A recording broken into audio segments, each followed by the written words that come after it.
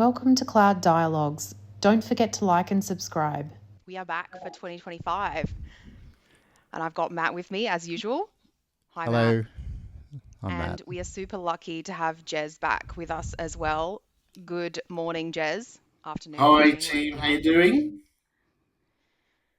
So, coming into 2025, one of the things that I wanted to support our listeners with was really thinking deeply about how we can best enable our organizations to transform in terms of culture and also technology. So, when I thought about that quite deeply, there was kind of three things at the core of that. The first one was, how do we change our organization to manage costs and optimize the value of the technology that we're using? Hence, we've got Jez with us today, which I'm super grateful for. And then the second one was around, how do we enable cloud ready cultures? And then the third one was, we spoke a bit about it last year, but coming back to it again this year, how do we make sure that we can use data in the most effective way in order to enable our AI and ML workloads? So those were kind of the three themes that I came up with when I thought really deeply about what we needed to do well in 2025. So we're doing that as a part of a three-part series. We're starting off today with Jez, which is super exciting. Another thing that I was thinking about over the course of the break, I had a bit of time for thinking over the break, which was fantastic, was, what do executives need to know in order to really do their jobs in the best way? When I think about supporting the executives that I work with, it actually takes quite a lot of work to think every, week or fortnight and go, what are the things that are happening in the world that are relevant to me as an executive trying to transform my organization? So what I thought we would do as a result of that kind of brainwave was, at the beginning of each of our episodes, let's talk about what are the things that are relevant to us. If you don't want to stick around for that, you can just skip straight to whatever our topic of the fortnight is, fortnight, month, whatever cadence we're running on. I know a lot of you have already met Jez. Jez, would you like to introduce yourself and tell us a little bit about your break, what you're up to and what you do? Yeah, hi everyone. So I'm Jez Back. I'm a cloud economist. So what does that mean? It means I help people fix their horrifying technology bills from an on-demand technology perspective. So not just public cloud anymore, but now I've moved to looking at things like SaaS, Gen AI, LLM, and AI infrastructure models as well, and the infrastructure that goes with that, in order to drive not just cost reduction, because that's a bit of a misnomer, but more value and getting the most bang for your buck in your investment. That's what I'm all about. My role at Capgemini, I have dual role. I've got that cloud economist sort of FinOps type role. I head up one of our global offers that's surrounding this, about sort of helping C-suite managing that challenge of the shift from CapEx to OpEx governance models, because now there is more OpEx being spent in technology than there is CapEx. And those governance models are being challenged to make organizations effective. So that's what I do. Cool. It feels like you were just on yesterday, but it's been like over 12 months. So. I know. Time has flown. It That's really, crazy. really has. That's crazy. It hasn't been that long. Lies. It does feel like yesterday. I can't. I'm pretty sure it was about sort of March, wasn't it, last year? No. It was January. It was January. My word. So we'll go through the news. There's one that was on my brain. Last week, I was away on holidays last week, even though I still get some sort of news alerts of what's going on. And it seems that there was this thing called DeepSeek, which I'd never heard of before, but it lit up Twitter and, whatever news feed that you read. That's all I see on LinkedIn. LinkedIn. Oh, LinkedIn as well. And I was like intrigued. What is this? So DeepSeek is effectively a startup in China, and it's been around for a while. Their key claim to fame in January this year, like a couple of weeks ago, is that they've released a model that performs almost the same as OpenAI's, I think it's O1 or O3. It's one of those two. One of OpenAI's good models, and apparently its training run cost like $6 million as opposed to what OpenAI, normally these things costs millions and millions. I've heard billion as well to train. So To train the fact ChatGPT. that So that's the DeepSeek R1, which is a parameter model, which is basically very similar to the GPT's O1 model. There's a lot to unpack here, and I think there's a lot of hype in this conversation. I Yeah. saw this post on LinkedIn about someone asked it about human rights violations in China. And it basically, like, I think the essence of the post was that it kind of was like, if you put ask ChatGPT about human rights violations in China up against DeepSeek, it was like DeepSeek kind of just washed over it. They were like, so I was Yeah. like, wow, okay. It's like these are the sorts of considerations that we need to have when we're talking about using AI. Well, And yeah, I mean, so there's a real big thing there, Matt. Just because Silicon Valley had held the majority stake, things such as AI and agentic models and stuff like that, it doesn't have the biases in it that perhaps a different country's model will have, Yeah, right? totally. And got to remember that there are much stricter laws and views and things you can do in other countries than you can in the US. I think we have to kind of contextualize quite heavily the story of DeepSeek when we're sort of making statements, because lots of people are saying things, but they're saying it from a lens of their standpoint and not taking the context of the situation that they are in and where they are. Yeah, the other key point is that you can, for as almost as good as ChatGPT, you can run it effectively, this distilled model on a commodity laptop. It's basically almost as good, and you can run it locally or on your cloud provider of choice. But watch the costs there, which Jez will probably get into a bit later. But that's the other key point, right? And it's a bit of a turning point. And there's also a hosted model, which has probably got guardrails, as Georgia pointed out. But we don't know how many guardrails have been built into the training as well. But we can assume if it's out of China, then that's probably the case. I mean, if you want to unpack the economic standpoint on it, I think on a broader view, the Gen AI and AI market was reaching near a bubble point. And I mean, you only have to look at the recent conferences where you have the CEO of NVIDIA turning up with a satellite-sized chip and explaining about how brilliant it is. And whilst it is a technological marvel and all of that, the cost of that chip was tens of millions of dollars. So I see, accessible. The event of DeepSeek, and it could have been anybody else.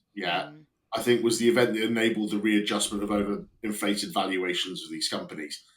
It's in some ways it's unfortunate that it is a Chinese-based AI model, because it is easy to politicize and demonize on that way.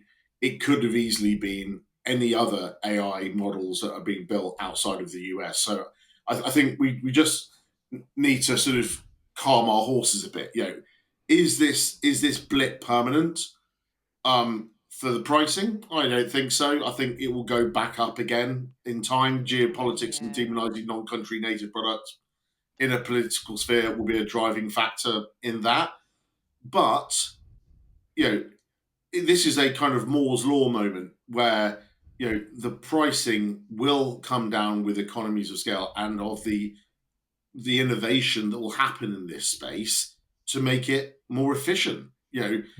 That's the way these things go. So I think a lot of people have jumped out the gun pretty darn quick to say this is the end of the world as we know it. I think we need to be a bit more circumspect. There are so many questions left unanswered about DeepSeek and its models.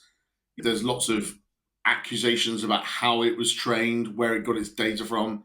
Where does the real funding for DeepSeek actually go? If you follow the money, and they say, it's VC backed, Chinese VC, who backs the VC? When you start looking into that, then you can start wondering how much money and investment was actually masked and how much wasn't. Also, we've got to remember that with any scenario like this, what back doors are in there? For state actors to be able to get in, and all of these questions. A lot of questions about how the models are trained and what data they're using. Those questions are the same questions that we still have a lot of the other models. This is not exactly unique to DeepSeek. 100%. And just because it is convenient for Western media to go for DeepSeek, to ask the questions of DeepSeek, it deflects the questions that are still relevant to ourselves. What are the other things that we had that we wanted to talk about, Matt? Anything that sparked your interest? I'm just having a look at the list. Oh, the Oracle multicloud. That's interesting that Oracle want to still be relevant. Basically, they provide a database that everyone uses. And I think Google was the last one that didn't have it.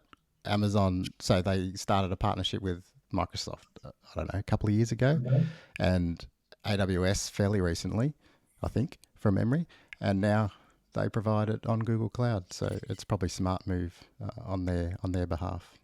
Necessary, just simply necessary. We're living in a world now where multi-cloud and hybrid cloud is the norm. Given. Yeah. You better integration, and you think about not only the effort to do moving of data around different parts of the organization onto different platforms. We can talk about the cost as well. There are a number of different things. Where SAP had still a bit of a march on Oracle is that they did this quite aggressively early, and that's helped them a lot. So, I think it was just frankly necessary. Agree. And the other thing, I know, Jez, you and I were talking about this last night in our preamble, was about the environmental, Meta's investment in renewable energy. Yeah. Take that. Well, yeah. I mean, like that. For those people who don't know, Meta, the organization that owns the suite of online social media platforms such as Facebook, WhatsApp, etc., has entered a renewable energy supply agreement with a company called Zelestra, and that's to power its data centers in Texas. Now, that's great, right? So it's got loads of big solar and all of that sort of thing, and it does really good for spouting a line on ESG that Meta's committed to supporting all its global operations on 100% renewable energy. This is kind of where I get a bit on my hobby horse when we start talking about green cloud, green ops, is this masks the water consumption issue that goes with it. If you look at a lot of the US states that are hosting data centers, the amount of water that is required that goes in these data centers is huge. And actually, because they're gobbling up all those huge amounts of water and the reservoirs are going down, there is more and more water restrictions on residential areas. So actually, you end up causing water poverty for residents in towns close to these data centers. So, ESG is not just carbon, it's not just power, right? There's so many other factors in it that needs to be looked at. And I think we need to start calling that stuff out as much as the carbon. Carbon was easy, right? Well, not easy because we still can't even track that fully, but it is an easy metric for people to understand. There are other things which are way more important. The effects of water and water wars. That's going to be a big thing. Absolutely. Yeah, I get a little bit frustrated by because it's like, it feels like greenwashing, right? It's like, oh, we're doing this. It's like, well, yeah, but that's not really the sum of your impact. But the thing is defensible. They say, well, we're not greenwashing. We're just saying we're committed to 100% renewable energy. No, and I get that, and I like, but at the same time, it's like, what are we actually reporting on? So let's get into the topic for today: cloud for CFOs, Jez. So, in my experience, in the past, CFOs, they know the cloud's there, they know it costs them money, and they always want it less. But it seems that CFOs are becoming more involved in these sorts of projects and what the organisations are doing. And in my view, if it's done right, it actually gives them a deeper view of where their money is being spent rather than a big black hole that is their data center. Why does it matter? What's your view on that around CFOs and is that changing? Well, let's broaden the horizon a little bit. So we live in a post-pandemic economy. There's been global inflation. There have been a number of different challenges for CFOs having to face, not just from a technology perspective, but from a whole organizational perspective. They've pulled all the levers. They've done the travel bans. They've done the headcount reductions. They've reduced contractors and consultants. They've done the real estate rationalization. And now they really have to get to work to finding those cost efficiencies and cost reductions inside their organizations. You only have to look at all the CFO surveys that have been happening in the last quarter of last year, and they're all saying the same thing. As they enter 2025, there will be focus on cost control and cost reduction in the organization. Now, if you just take it from a purely UK perspective, then you add in governmental challenges. There's a policy that came out in the UK that says that the national insurance contribution that company has to make has gone up. So that has to be factored into the cost base. And remember, because this is cash out and people are OPEX, they're not CapEx, right? That is hitting the free cash flow of today, right? Then you talk about, in a more global perspective, about all these tariffs that are being chucked around in global financial wars, economic wars by the various different countries. This is only going to hurt free cash flow. And if there is one thing that CFOs love the most in their world, other than free cash flow, it's probably their wife and mother. Free cash flow is everything for the business. So with cost control at the fore, CFOs have to trim expectations for investment, for discretionary spending, etc. And that means they now have to take a deeper look into where the money is going. And one of the big myths about on-demand technologies, so more than just pure cloud infrastructure, public cloud stuff, we're talking about SaaS and Gen AI LLMs and AI infrastructures, is that for every dollar that's being spent on on-demand technology in the IT organization, another dollar is being spent in the business. So this is not an IT organizational problem. This is the CFO and the C-suite problem. So as they go into this, they've got to trade centralized command and control in old CapEx governance systems to one of transparency and predictability, because everyone's a buyer. These are old tropes that I'm saying here. Everyone's a buyer. People can just go out and click and buy. And then if you just take SaaS, for example, 49% of all SaaS licenses purchased by enterprises are not used in any rolling 30-day period. Oh, that's horrific. That's a horrific stat. It's money going down the drain. It's like that. It's that gif of burning money. So that's horrifying.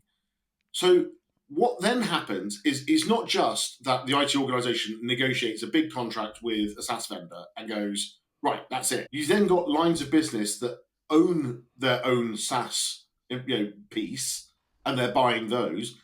Then you've got a different dimension, and I'm going to pick on marketing. You'll have a marketing team in Germany, a marketing team in the US, and one in the UK, and one in Australia. And one will go, well, we need Canva. Okay, well, I've got a bit of budget, put it on the company card and I'll expense it, right? So it's approved, rogue IT, as I call it, right? But let's get one thing out of the way. There's no such thing as shadow IT. That's just nonsense. Either it's sanctioned or it's unsanctioned. So unsanctioned IT is when people go rogue. People say shadow IT is not managed by the IT organization. We don't live in that world anymore. No, yeah, that's the old way. Right? We've got to live in a new world where it's about, does this stuff matter, correct, and who's managing it correctly? So you've got all of that challenge. So CFOs need to trade that command and control for transparency and predictability. So what? Well, that means we've got to get to work, because there's a lot of stuff to unpack and look in there. It also challenges something else. Just because the bill is going up, does that necessarily mean it's a bad thing? No.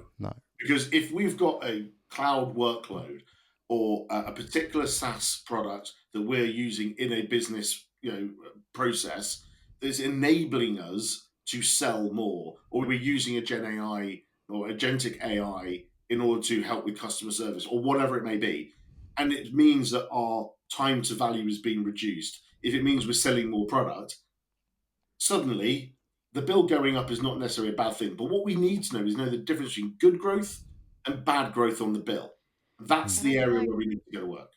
I feel like, Jez, as we enter into 2025, and we're in February now, I'm becoming increasingly concerned that organizations are worried about simply cutting costs and not thinking about what actually is value and how do we measure that? How do we make sure that we are getting value? Because all I see at the moment is, how do we cut costs? If you're going to have a goal to cut costs, that's fine, right? But you also have to, at the same time, work out where you are getting value and make sure that you continue to get value and make sure that your teams can service their customers as best as they possibly can. Yeah, so that's kind of the cost optimization or cost reduction versus innovation argument, right? So a lot of these conversations need some context before we make statements, because they're very easily misconstrued.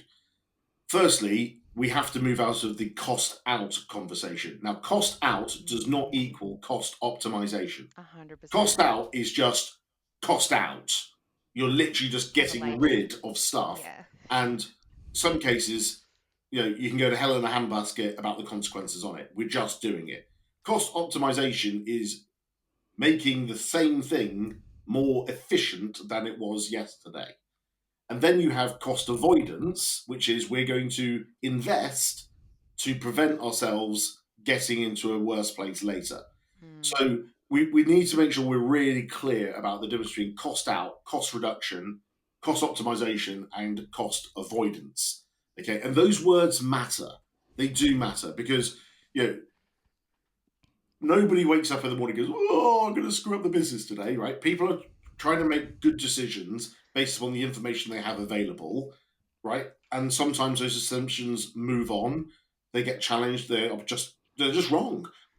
But we need to go back and we need to look at it. Revisit, The only way how we can do that is by tying the value of the choices we make in cloud to business outcomes, right? And that also means the first casualty of war, of any transformation, of any investment, is we don't revisit the business case at a regular interval to say, are we actually achieving the thing that we set out to do? But I think sometimes as well, Jez, like organizations are, we might decide to invest in something and then maybe the goal changes over time, yet we're still measuring as if the goal is what we originally set. It's like, well, we need to go, it's like, has the goal changed? Okay, the goal has changed. And that's absolutely fine, right? Then we need to change the method of measurement. Otherwise it's wrong. Absolutely. But also those methods of measurement, even if we did stick to the path, will evolve over time. So the KPI when we started is not necessarily the KPI that we need in phase two. So we've got to evolve this journey on story. And this is what I mean when I talk about exchanging command and control with transparency and predictability. We need to be aware, situationally aware of where those things are going. So let's talk about the innovation thing. I keep on talking about the post-pandemic economy, and I've done a lot of sort of study on this. Broadly, IT budgets have remained flat since the pandemic. So what happens is you've got your fixed recurring costs at the bottom, then you've got your on-demand technology costs at the top, and in the middle is the jam. That's the good stuff, where we can do the really groovy, interesting things such as transformation and innovation and adopt new technologies and address technical debt and all of those good things. But the problem is that with on-demand technology prices and costs through either consumption or the price itself increase, that's squeezing against the hard butt of the fixed costs. It's squeezing that innovation jam out. So what then happens is literally the IT budget is just keeping the lights on. And then the CIO gets it in the ear from everybody saying, why are you the Ministry of No? Why aren't you helping us? All of these sort of things, when they've got enough, they haven't got the resource to pay for it. Yeah. Right. So that is where cost efficiency and cost optimization comes in, so they can try and free up that budget. There is some cost reduction to get rid of the waste as well to free up that budget so they can invest on it. So we've got to measure the right things as we go along. But then the other thing is we've also got to measure what value means. You can go into a room of 10 people and ask them for a definition of value and you'll get 12 different answers. Okay? So we've got to be really clear and agree what defines value for this thing. Take AI, right? We have this whole AI thing. What is the true cost of it? I'm not sure that people are actually able to articulate what the true value of AI actually is, right? But still, only in really specific use cases. Yeah. So you still got government departments, businesses investing heavily. Analyzing PDFs. I mean, look, the UK government said they're putting 14 billion into data centers to do AI into the civil service. You had the 500 billion in the US. Yada yada yada. We got all these different stories that are out there. For what? What's the ROI? A lot of it is just about public image, and that's frustrating.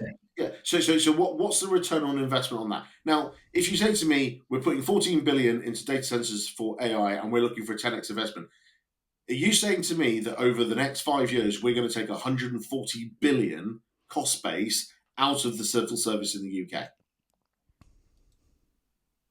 That's a stretch. I mean, just on first scratch of the surface, right? So what is the actual value? What are we going for? What's the intention we're going for this? And so I think we need to get beyond hype and stuff and actually get to the serious conversations. The other thing around that is the chatbots are improved. I'll say that from when they're using the proper LLMs, because chatbots historically have been very terrible and they can barely answer your question. Matt? Yeah, of course, because an old and you chatbot can't measure that. Yeah, well, the old chatbots did if this then that models. Yeah, exactly right. Yeah. Right now with agentic AI and and generative AI LLMs, then they are able to give much more contextual answers. Guess what? We humans love context. The return on that should be quite simple to quantify. No, like in the end, you're reducing the time spent with each customer by your agents. That's true, and actually. Obviously, you're turning that to whatever it costs you to actually use that service. But that's one paradigm of the customer service thing. Yes, that's one. Is that actually where the value is, or is the value just because your cost base is less? Does customer experience improve? Does customer retention? Does your NPS go up? Those are the things that matter. Those are the business outcomes that matter. Yeah. In theory, they should be like holistically thought about, right? It can't.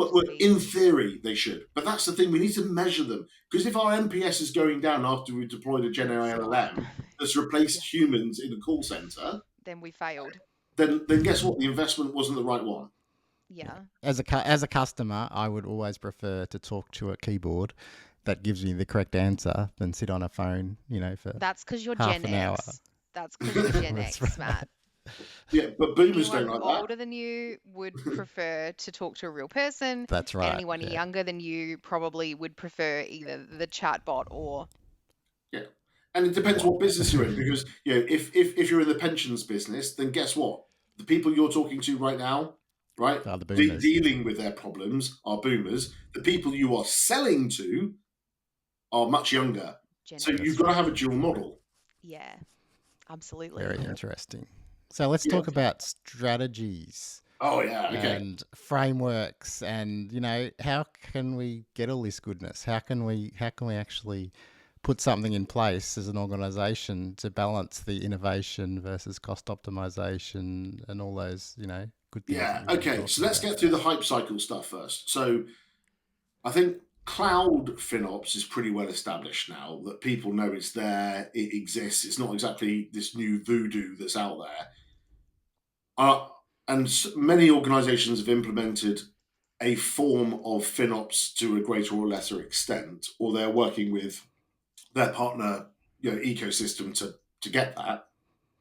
So I think the role of FinOps has now started to evolve, and that's from a scope perspective. That's why I keep on talking about on-demand technologies, about how FinOps should go, evolve from pure public cloud to all consumable technologies, your SaaS, your Gen AI, AI infrastructures, etc. Because the true epicenter of what FinOps is all about is tackling the management governance systems and the accountability of the individual on how we consume and how we use these technologies. So now the problem is tackling the management governance systems of the treatment of technology costs that are consumable doesn't really trip off the tongue and doesn't really sell that well, in terms of how you bring that to executives, right?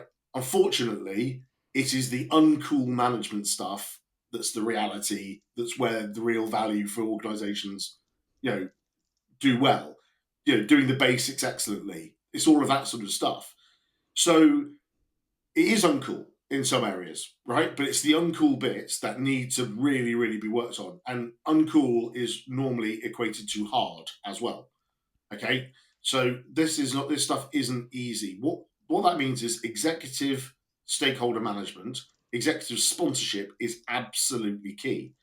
But also from a financial perspective, like I said before, this is about moving from a CapEx, capital expenditure, for those people who want to know what that is, governance systems, to ones that manage through the pass-through of operating expenses, right? So for the very quick explainer, for those people who don't know, CapEx is those fixed costs where finance people and accountants can do funny money on it, and they can stretch those costs over years, and it makes your balance sheet look really, really good. Operating expenses are stuff you have to spend in year, real money, real cash, and as a result, those are the things that affect free cash flow, which is one of the biggest measures as to whether a business is sustainable or not. Yeah, along with what's known as EBITDA. So why does it matter? Well, there's a couple of angles on this one. Let's get to the really motivating one. C-suite people are bonused on EBITDA performance because that affects earnings per share. So if we can help with the EBITDA performance, even by 0.5%, believe me, CFOs, C-suite people will bite your hand off. They really will, because it is massively in their favor and it massively improves their bonus. So they have a personal motivation on that. Secondly, EBITDA performance is very important for the health of the business, right? And that's the real reason why they need to do it and why they want to do it. The third lens is, if you are more efficient and you're better at those costs from a OPEX perspective, it means you've got more budget left over for you to actually do the things you want to do. So it's a win-win-win-win, only if you're willing to do the work. It's like dieting. You have to do the exercise, you have to eat the right foods, and you have to hydrate, and you have to have the discipline to see it through, and then you'll reap the benefits. But if you don't do one or any of those parts, then guess what? You end up like me and get fatter and fatter, right? So it's one of those things where it's hard, right? It is hard, and it's not fun, not cool, but it's super, super important. So we need to put a new lens on how technologists view their decisions. So, I mean, tell me, at what stage in your career does someone sit you down and say, right, this is a balance sheet, this is a profit and loss statement, this is CapEx, this is OPEX, and this is why it's important to you as a technologist? Never. So how can we go around blaming I'm pretty sure I engineers? did that at university. Yeah. Oh well. So you did a business degree, Georgia. you did a business degree. Oh yeah, this is true. I'm not a software engineer. I did a business degree. So why is it we think it's okay to go around beating up these people for saying, don't you know why how much money you spent and why it's important? Well, they go, I don't understand. Yeah. no, I don't care. I'm just doing what I was told to do, which is make a really cool, really resilient against the well-architected principles that are in this document that you wrote, solution architect. And then the solution architect goes, oh, well, yeah, absolutely. But, no one ever told me that cost was a factor in my design at the time. And I'm not really sure about all that metrics. And then suddenly we actually realize that a whole bunch of technologists don't really know what the cost implications are. Then you've got finance folk who are looking at a million different types of technologies and going, what the hell is all of this? They can't make head and a tail of it, and no one will sit down and explain to them what it actually is and what it does. You've got procurement folk who are just negotiating contracts in old school ways, thinking they're getting a good deal, but not in the context of what's going on elsewhere. All of this stuff, we've got to bring these people together, right? So the cool term for this is a FinOps hug. I personally hate that term.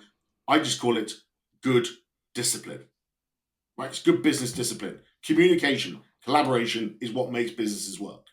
Teamwork, yay. So, that's when we can start getting to truly transparent and predictable spend. And then we can start calculating the ROI, and we can calculate the business value benefits. And I think that's the real challenge, right? The vast majority of organizations and public sector departments are out there are not there yet. There are some who are quite mature, right? By the way, so before anyone howls at me saying, "Oh, but we've done it," yes, some have done it, but not all. And even those organizations that have done it, in many cases, they've done it for a certain area of the business and not all of the business. It's not right. So this is going to be hard. This is made even worse by the FinOps community itself, because you've got one group of people who their thinking is still dominated by cost out projects and micro technocratic optimizations. and not talking about the business value bit. And then you've got the evangelists out there like me who are going, guys, that's great, but that's just one cog in the wheel. We've got to look at this thing of all the things I've just mentioned. So this stuff is hard, right? We need to get to that wider context of all on-demand technology, cost management, because fundamentally we need to challenge CapEx governance systems, very command and control, which are not up to the task, and move to a more transparent and predictable model in order so we can put the right guardrails up without killing the innovation inside the business. That was a nice rant. There you go. And I just want to no more. I want to pick up on that the technologist thing, because that's one of the key important things as being an architect these days. Is Werner Vogel's CTO of the frugal architect. Cost should be one of the non-functional requirements, and people are only just realizing this. So, well, CTOs and CFOs are very interested in this stuff, as you say, and having. Sorry, go. So cost as a non-functional requirement is super, super important, and it also means that you need to have your architecture, standard architectures for your standard use case is very clear, because if you have all those guardrails in place, then people find it harder to cost overrun because people are building to the standards of the organisation, and that's one of those, eat well all the time, exercise consistently, do all those things consistently.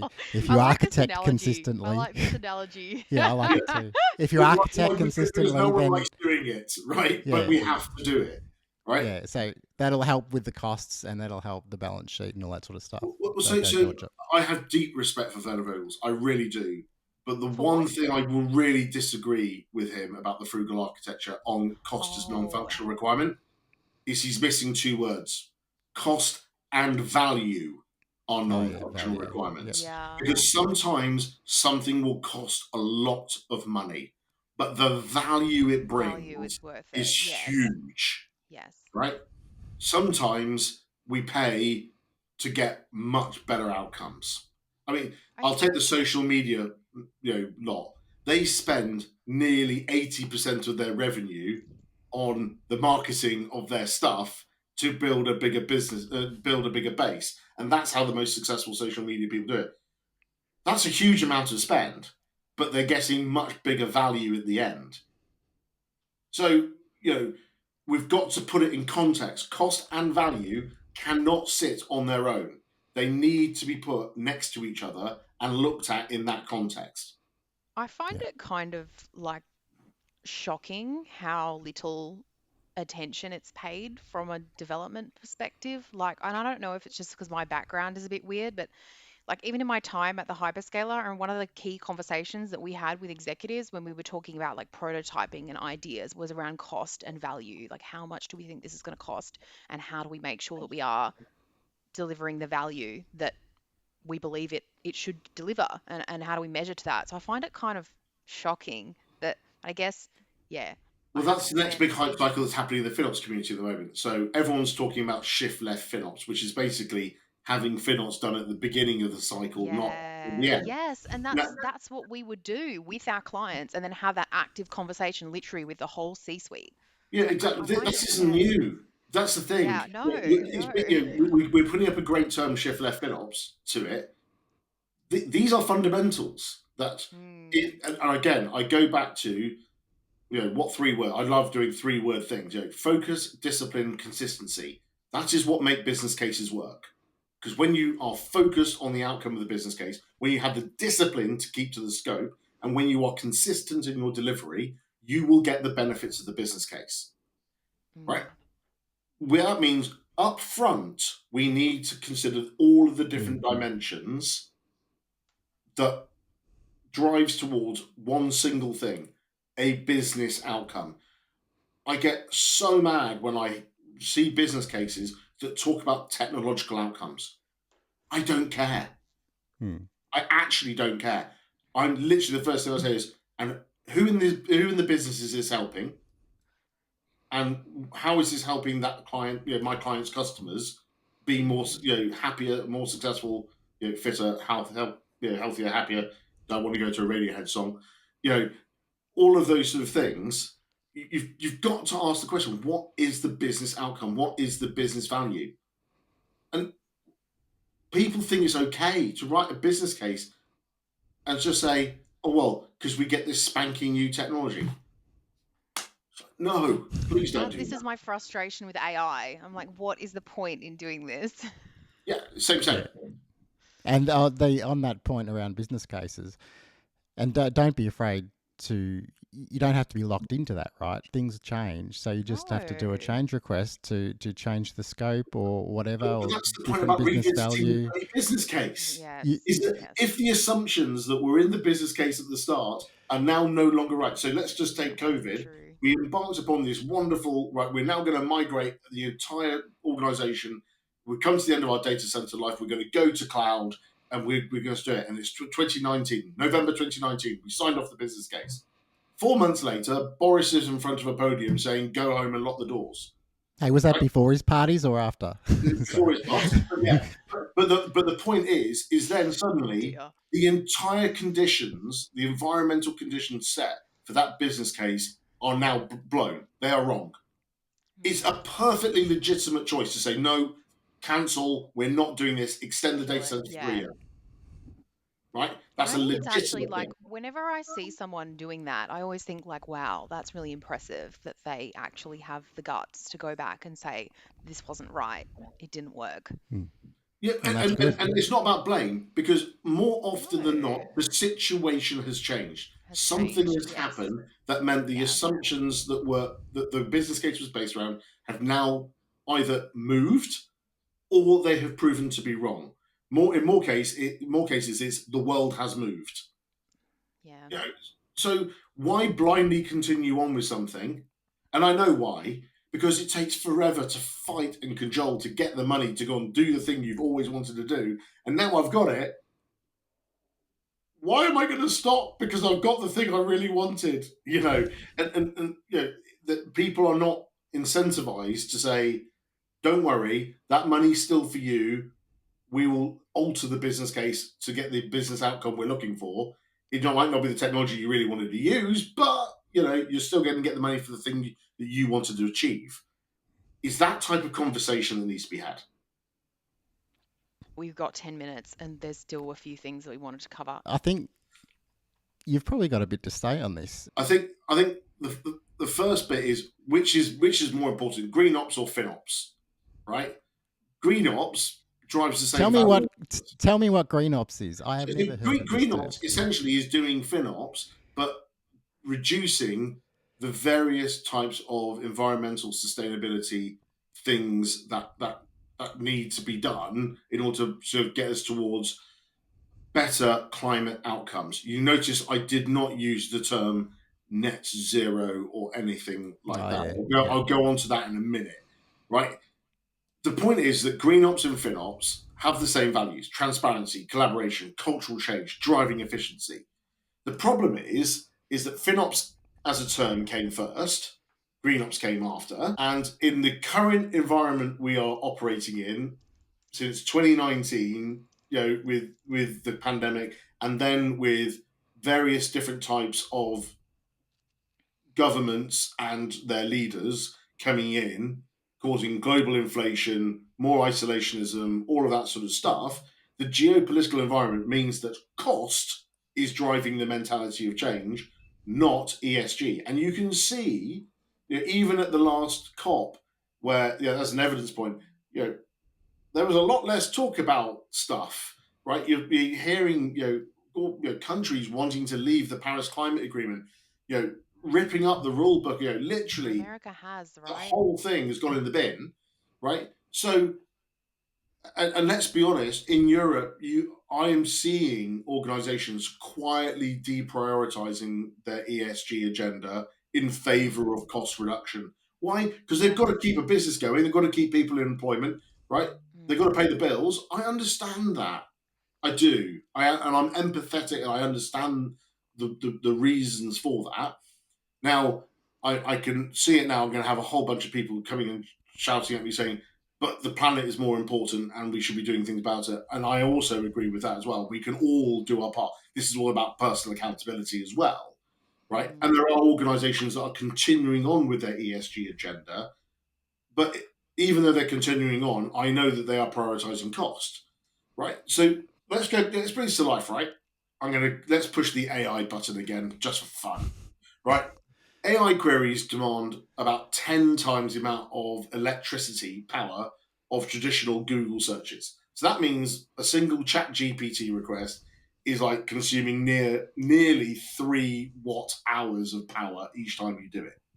Now, in a large hyperscaler data center, in order to accommodate what people say the AI boom is going to demand as a result of that, it means we need to build 100 hyperscaler data centers now. So, hang on. So, we want to be more environmentally efficient in the way in which we use AI and all those sort of things. Consumption's Yet just we are consuming quadrupling more and we so are much building more. data centers, and especially when we're building data centers in places that have renewable energy stocks, so i.e., big deserts like in Texas and Arizona and all that sort of stuff, where you can get all the solar or et cetera, et cetera, et cetera. But then that means all the water is being consumed to run these data centers, causing water poverty elsewhere. The rare earth materials that are being consumed to make the superconductors, and the motherboards, the server motherboards, and the transportation of those, etc., etc., etc., etc. This net zero thing. What is net zero? Right? Let's be really, really honest about this. This is about being less bad, not being zero, because net zero means, right, everybody now stop talking, stop breathing, stop eating, stop drinking, take all your clothes off, Don't and when you exercise, die, breathe don't more air. decompose. Then you're net zero, right?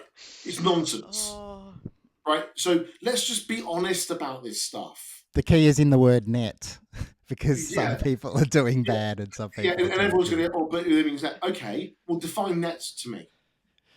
What does that actually mean? And then people say, oh, carbon offset. We'll say, okay, carbon offset. Well, where's the water offset? And let's just go back to the carbon offset. So that means planting trees. Okay, who's doing the land management on those trees to make sure that they're just, we don't just plant one and they just die?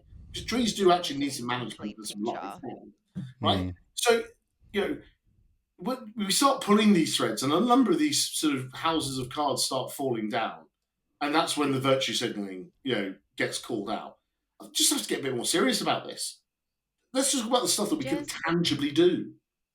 do you think that, and what I'm seeing is, and tell me if you disagree, is that for the most part, FinOps and GreenOps are generally like it's going in a similar direction, right? There's probably a Yeah, point like there's a in massive theory overlap. where you have to choose one or the other, right? As you get really down into the details, but for the most part, it's generally headed in the same direction, is what There is a I'm seeing. huge overlap, and Yeah. both of them have the same challenge at the end. It's not about a 1 or 0 outcome, right? FinOps and GreenOps is about trade-offs, right? What are we going to trade? Am I going to trade cost for better ESG outcomes? Am I going to trade performance for better ESG and cost outcomes? Am I going to trade business outcome by doing higher power compute and therefore incurring more cost and therefore consuming more stuff equals less of an ESG outcome? Because fundamentally, at the end of the day, we still actually have to run a business, right? It is about trade-offs. So this is what I mean about, let's be honest about the net zero thing. It's about being less bad. Yeah. Yeah. It's about being as least bad as we can be. It's like being human, right? We're all fundamentally flawed. We all make mistakes, right? We try and be less bad. If we talk about, oh, I'm trying to be better, well, yeah, that's a nice way of putting it. We're all trying to be less bad. Same. Yeah.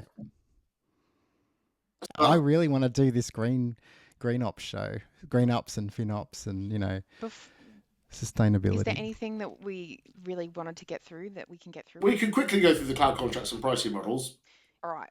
So, cloud contracts and pricing models. We spoke last year a bit about vendor lock-in, multi-cloud, long-term commitments. Yeah. So I think public cloud vendor contracts are pretty well understood by most You would organizations. hope. Well, I think the actual contract themselves are pretty well understood.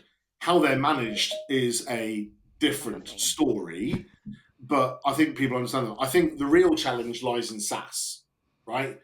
the outrageous level of waste in these contracts is mind blowing. As I've got deeper and deeper into this, I've been absolutely Horrified. mind blown about how bad it is. When you've got to remember, 70% of all SaaS contracts in an enterprise are not managed by IT; they're managed by the business, right? So where the governance control goes around these sort of things is a real challenge. On top of all of that, organizations underestimate their spend in SaaS contracts. The SaaS Management Index report that came out in January said that could be up as high as 304% of underestimation. Wow, right? But we've got to look at why, right? Firstly, SaaS introduces a fragmented environment straight away. You've got hundreds of different applications, each governed by a unique licensing model. As a result, this complexity requires a more nuanced approach to how you manage that spend. The reality is that that 70% of SaaS spend is done by lines of business, not by IT. That means we need to break this thinking that FinOps is an IT problem, right? And that SaaS management and call it whatever label you want, on-demand technology, right? Or what's the cost of a click? This is a business problem. The premise of this talking point is having a nice, easy, predictable forecast of consumption. Humans like order from chaos. We want a 1 or 0 binary answer, but that's not the reality. We've got to almost embrace the chaos of the consumption-based demand model and take that shift in our approach and our thinking. And we need to get the transparency and predictability in each of those bits, and then just build a picture that says, right, we've got trigger points we have to do stuff with. Because it's like, you think it's like a Rubik's Cube, that you've solved it, but it keeps on trying to unsolve itself. You're just going to keep solving the Rubik's Cube all the time, right? So people say, that these require sophisticated decision making. No, the decisions are actually fundamentally simple. What you need to have is the transparency and predictability of the data, right? The challenge is volume, right? The coordination of all of these decisions and how they aggregate all up, that's where the challenge is. So if people want to talk about sophistication, you need to be sophisticated in your thinking enough to abstract away from, you need tools for everything, where you need a blend of tools, you need some policies and processes, but more importantly, you need discipline, focus, and consistency in the way in which you manage them. That's where it gets to, taking this back to cloud. I mean, let's bust some nonsense. People talk about cloud repatriation, right? That's the other thing, right? So they're saying, the contracts in cloud, in public cloud, are too difficult. It's all too much. We can't control it. We're going back to private cloud or to data centers. Do you know who those people are? A lot of them are the early movers who went too far and moved everything to cloud, and now they're rebalancing. Which, by the way, is a good business decision in my view. Not a bad, yeah. Right? And I think, but this is like, that's, to me, when people talk about repatriation as a bad thing, I think the ability to change your mind is actually an indicator of someone that's quite smart, right? Well, and also, I think a lot of organizations left their on-premise environments under duress. It didn't make sense in the first place. They had to do it. Well, so yes and no. I think right, those people who said, right, we're completely abandoning the cloud, we're going back, and have made very public That's marketing. silly. I don't agree. Yeah. Right. So that suggests to me more like his organization made a poor decision going to cloud because it didn't match their requirements. And or he was either unable to build the skills or retain the skills in the organization to be able to maintain that. And also, if he's using VMware heavy solutions, then guess what? Your pricing model's knackered anyway. So let's, I think we've got to be a bit honest about this sort of stuff. But let's also talk about the repatriation story. Pardon me. Lots of people are saying, there's people moving hundreds of millions of dollars out of the cloud. No, it's low hundreds of millions of dollars. Not that much, yeah. The truth is, the rate of public cloud and SaaS and all this sort of on-demand technology spending is doubling every 4 years. It was $300 billion in 2020. It was $600 billion in 2023, and it's forecast to be 1.12 trillion in 2027. So I'm sorry, that dwarfs the repatriation story. It's not saying, I'm not saying it doesn't it's not happening, and people who are making the decisions are probably making them for actually pretty valid reasons. But it's not the death of cloud. No. People have got to. Like I see, I speak to executives that plan to have an on-premise estate for a long period of time, and I think they're doing that for very reasonable reasons. Yeah, it's absolutely valid. I wouldn't move what they have either. I think it's too hard. Well, I mean, look at financial services organisations who've got massive mainframes, right? They need the latency to be near zero, right? Yes, they basically need the mainframe to be sitting 1 millimetre underneath the trading floor if it's hardly possible, right? I completely get that. It's a perfectly legitimate thing. It's about using the correct tools correctly. Yes. Yeah, and that's the thing, right? You have to. Not everything is a nail that needs a hammer, right? We need to be choosing the right technologies that suit the business outcome we are searching for, right? Yeah. Don't get me wrong. This is a big thing, right? This does need folk in technology and engineering. It needs folk in procurement, finance, and leadership to manage, and that's why it's hard to do. It's unsexy to do it, but I go back to what 3 words: focus, discipline, and consistency. About doing the basics excellently. It's like rugby. When you watch rugby being played with people doing the basics excellently, that's when all the champagne rugby and all the really good moves happen, right? Why? Because the fundamentals are in place. Yeah, and bringing the tech into the conversation, architecture is key, because you need to architect for the cloud correctly, and you can't move your stuff without changing it. Yeah, but you also have a different mode of working. When you're working for on-premise, exactly, you've got a different mode of working for you in the cloud. So it's not only using the correct tools correctly, it's also, it's like driving, right? You've got to adapt to the conditions. You don't drive your car the same way in 11 inches of snow than you do when you're going down the motorway than you do when you're trying to go across a muddy field. Yeah. Indeed. We've covered a lot. Yeah. It's all a bit much with Jez every time, isn't it? So it's good. I think our listeners like us to be like punchy, Maybe I'm wrong. Tell me, listeners, please tell me if I'm wrong. That's right. The data. So the data will give us a gauge. It's so hard to get the data on. So that's why I'm always asking for feedback. It's just impossible to understand what people like and don't like with podcasting. Yeah. It's very difficult. That's why we can change it around a bit. So we'll have a new format this year. See if that works. See how we go. See if it flies. And it was fun too. So thanks, Jez, for your time. You said stickers and prizes for people. That's what, give gizzards. That's what people need. Oh, we have plenty of stickers. Gizzards. Gizzard here. Gizzard. That's funny. What's a gizzard? A gizzard is a bit of swag, a bit of stuff. It's gizzard here. Oh, is it? That's UK slang, isn't it? I haven't heard it's just made it up. No, it's UK slang. It's probably a bit more military slang as well, British military slang. Okay. Oh dear. Yeah. What do you mean, oh dear? Oh no, right. She's frozen. Shall we close? Okay. Yeah. Let's close. Thanks, Jez, and thanks, Georgia. Oh yeah, I'll close. I already started. Edit point, sorry. Thanks, Jez, for coming on. It was fun, and I think our listeners learned a lot. I've learned a few new things as well. I'm always learning, so learning is very, very useful. And there's another word, but I can't think of it. Anyway, listeners, if you like the new format, let us know. If you don't like the new format, let us know as well. And like and subscribe. Just don't trash me on LinkedIn. Maybe just send me a DM, send me an email. Yeah, that's right. DM. We will listen to all DMs or email feedback at cloud-dialogues.com. And until next time. We'll see you next week. Thank you and goodbye.